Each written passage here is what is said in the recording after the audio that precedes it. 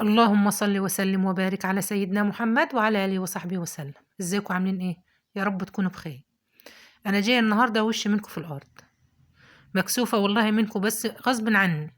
انا عارفه ان انتوا كلكم بتحبوا لي الخير، وبنشكر الناس اللي دخلت على فيديو الفراخ علقت كلها وكله عايز فراخ، بس انا غصب عني والله العظيم زي ما انتوا عارفين البيض بدأ سعره يرفع، واحنا بجنه اكتر من 5 شهور والله العظيم بندفع من جيبنا على ما بنكمل سعر العلب بتاع الفراخ. فانا بعد ما اعلنت بيع الفراخ وكنا خلاص والله ناويين نبيعها. انتوا عارفين ان انا عمري ما بنكدب عليكم في اي حاجه، في الفيديوهات بتاعتي الناس اللي متابعه هناء من يوم ما بدات على القناه عارفين ان عمري ما بنكدب عليكم في اي حاجه. احنا كنا ناوينا والنيه لله ان احنا خلاص هنبيع، بس احنا نوينا من هنا ولقينا سعر البيض بيرفع. انتوا عارفين ان سعر البيض رفع خالص زي ما انتوا عارفين اليومين دول، فقلنا نسيبهم شهر ولا حاجه طول ما البيض شغال كده معانا، نسيبهم اهم يبيضوا معانا نستفاد منهم وربنا يعوضنا في اللي شفناه. فطلعت حبيت نطلع نتاسف لكم كلكم عشان الناس اللي دخلت وقالت احنا عايزين فراخ، وجميلكم كلكم على راسي اللي دخل وعلق واتكلم. عفوا، جميلكم على راسي من فوق، بس والله غصب عني. والناس اللي جات لي لحد البيت كلكم اساميكم كتبت الاسامي كلها للي عايز، وباذن الله هم مش هيطولوا البيض عمره ما هيتنيه سعره مرتفع كده. اللي رافع سعر البيض دلوقتي ان مفيش، ان السوق فاضي. كلكم طبعا عارفين المشكله اللي فيها البلد بتعاني في اسعار الفراخ، ان كانت الفراخ البيضه ولا الفراخ البياضه. يعني انتوا زي ما قلت لكم برضو في الفيديو ان انا هنطلع الفراخ ومش هنلاقي فراخ ندخلها اساسا. ليه؟ لان مفيش. اول عليقه سعرها ما رفع كان اللي عنده فراخ بتخلص منها كله ببيع، والبيض ما يرجدوهش ولا ينتجوا فراخ. فالبلد حتى انها في الاحوال ديت اقل حاجه خالص للفراخ البيضه ممكن تنعدل قريب، لان الناس هتدخل فراخ وهتعمل. اما الفراخ البيضه دي بتاخد 6 شهور على ما تبيض، فالبياضه بتاخد 6 شهور على ما تبيض.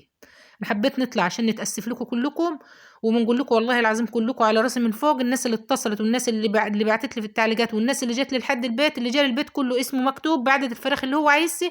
وباذن الله اول ما نبدا هنقول لكل اللي جولي دول عليهم. حبايبي بقى بتوع اسكندريه، الناس اللي من اسكندريه في ناس كتير عايزه من اسكندريه، لو تجمعوا مع بعض حتى 100 فرخه، 100 فرخه يستاهلوا اجره العربيه اللي هتوديهم لكم على عيني وراسي. نجمعهم لكم كده، جمعهم لو تكونوا عارفين بعضكم بحيث ان العربيه تروح على مكان محدد، تكونوا مجمعين تمن الفراخ. تاخدوا الفراخ من السواق مثلا وتدوه تمن الفراخ، وانتوا تبقوا مع بعضكم، تكون ناس قريبه من بعض. عشان اكتر ناس اتكلمت في التعليقات اهل اسكندريه، كلكم حبايبي وعلى عيني وعلى راسي.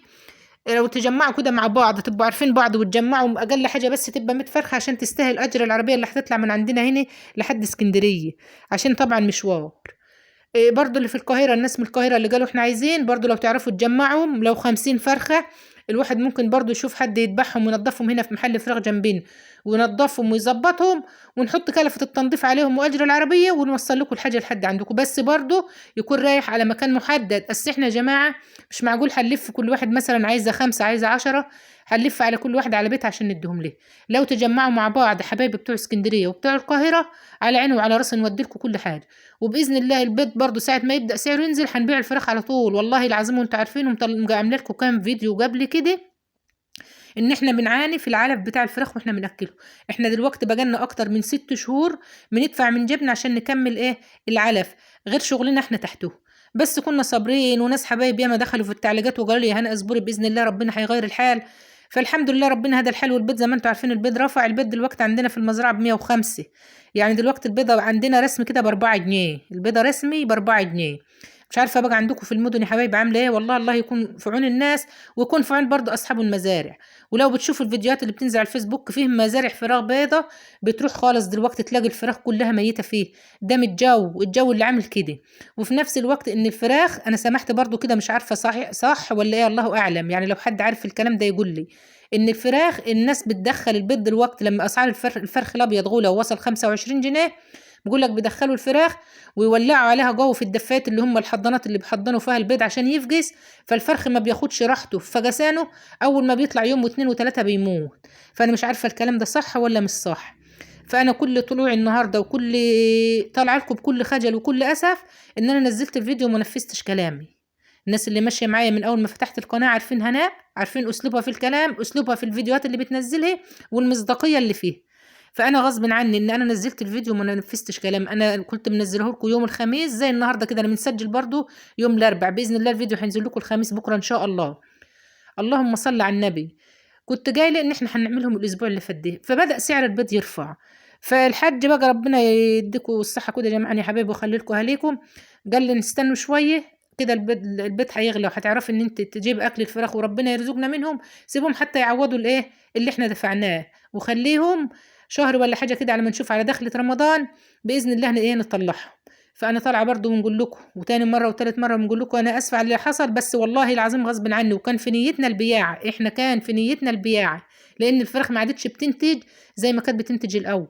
ففي فراخ بتبيض وفراخ مش بتبيض، هم انتاجهم دلوقتي حوالي 80%، يعني كل 100 فرخه يبيض منهم 80، بيبقى في 20 بياكلوا لله تعالى كده. فانا غصب عني طلعت برضو، عشان انا والله العظيم ما انا عارفه ارد على التعليقات. لحد دلوقتي بيجيلي تعليقات على الفيديو دي، الناس كلها عايزه فراخ.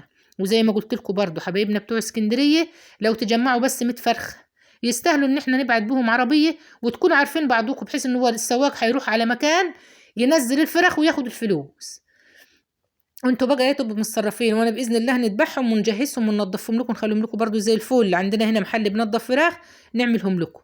فباذن الله كده احنا مع بعض اهو. وباذن الله برضو اول ما ننوي نبيع هنقول لكم برضو كلكم إن اللي عايز حاجه، والناس اللي جات لي لحد البيت كلكم برضو على عيني وعلى راسي. وباذن الله انا خليت ابني برضو كتب الاسامي الناس اللي جات، الناس اللي انا قابلتها واللي ولادي قابلوهم، كتبت اساميهم كلك في ورقه، بحيث ان اول ما نعمل نتصل عليهم كلك اللي عايز حاجه ايه يجي ياخدها.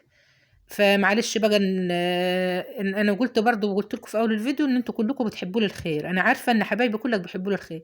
فانا قلت نستنى شهر او شهر كده على دخلة رمضان، اول بيض ما يبدا في النزول نبدا احنا ايه نعمله. وانا جاي لكم برضو في الفيديو اللي فات ان انا هنطلع الفراخ ديت، مش عارف ندخل مكانها خالص دلوقتي. ليه؟ لان السوق فاضي فاضي فاضي من الفراخ البيضه دي بالذات، السوق فاضي فيها خالص. ليه؟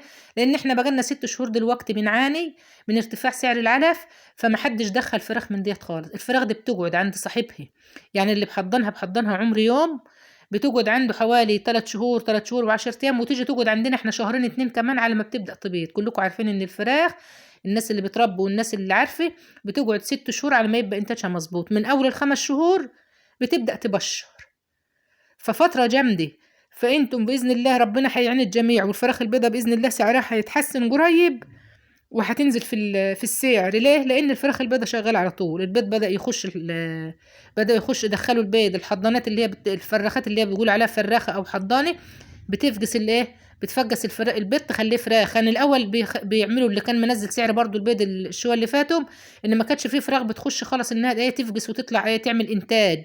ليه؟ عشان العلف غالي، وهم مش مكفيين ان هم يعملوا الايه ياكلوا الفراخ علف. فده اللي قرض الفراخ البيضة من السوق، خلى المزارع الكبيرة ما تدخلش، وفي نفس الوقت ان الاهالي برضو ما تربيش. فلما الفراخ بدأت الناس بقى عايزة تدخل، بدأت العالجة تنزل والناس عايزة تدخل، رفع سعر الفراخ البيضة زي ما انتم شايفين معايا كده، لان السوق فاضي.